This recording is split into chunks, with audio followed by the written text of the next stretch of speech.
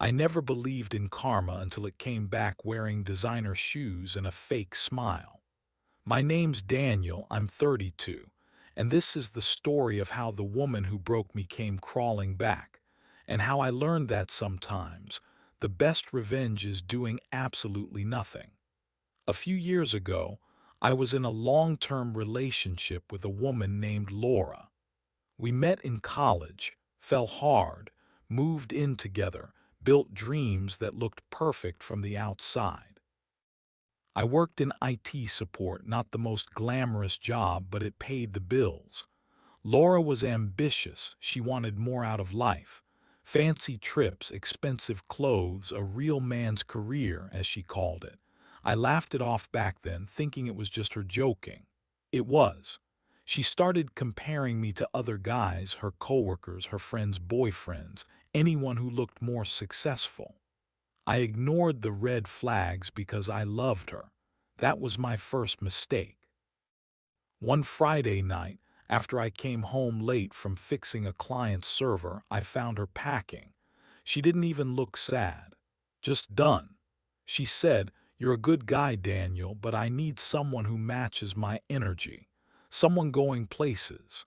And just like that, she left for a guy named Evan, a regional sales manager who drove a BMW and posted motivational quotes about hustle.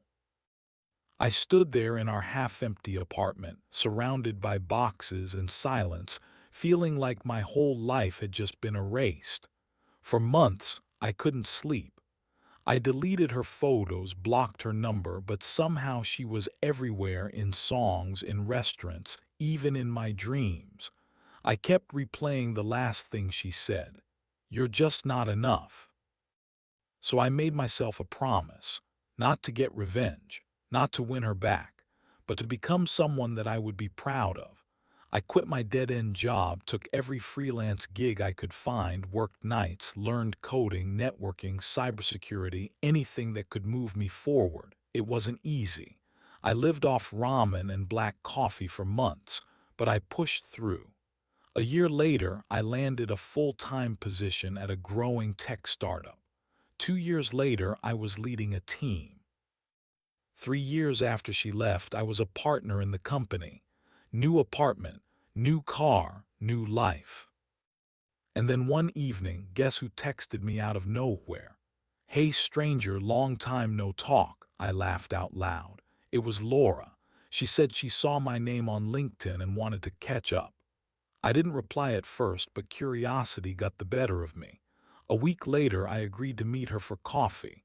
She walked in wearing the same perfume she used to wear, but something in her eyes had changed. That fake sparkle was gone. She told me she and Evan broke up after he cheated on her. Twice. She said he turned out to be nothing like she thought. I listened, nodded, smiled politely. Then she said the line that will forever stay in my head. "You know, I think I made a huge mistake leaving you." That was the moment I realized karma doesn't always come crashing in with thunder.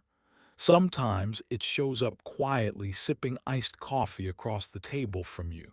She asked if I was seeing anyone. I told her yes, a lie, but it felt right.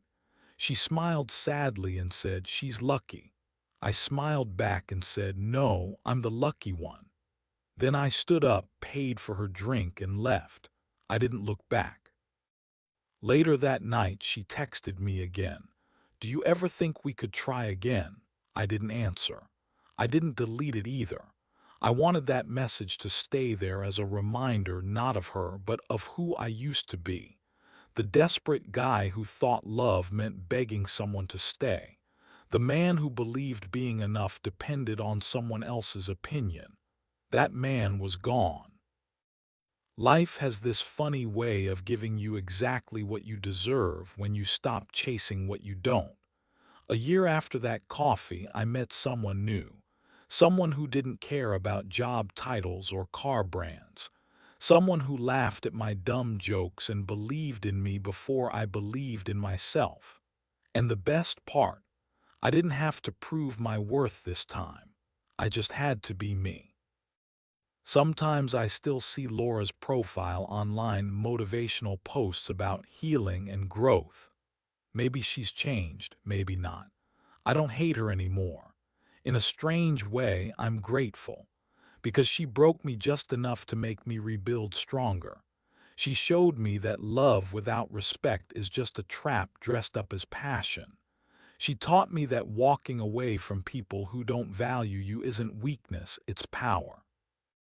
If you're listening to this and you've been left behind, I want you to remember something. Being abandoned isn't the end of your story. It's the start of your comeback. Don't waste your pain trying to prove your worth to the person who threw it away. Use it to become everything they said you couldn't be. Because one day, when they come back with regret in their eyes, you'll realize you don't even need revenge. The life you built without them is the revenge. So yeah, she left me for a man who had more money, more style, more ambition. But in the end, I got something far better. I got peace. I got freedom. I got me back. And that's something no one can ever take away again.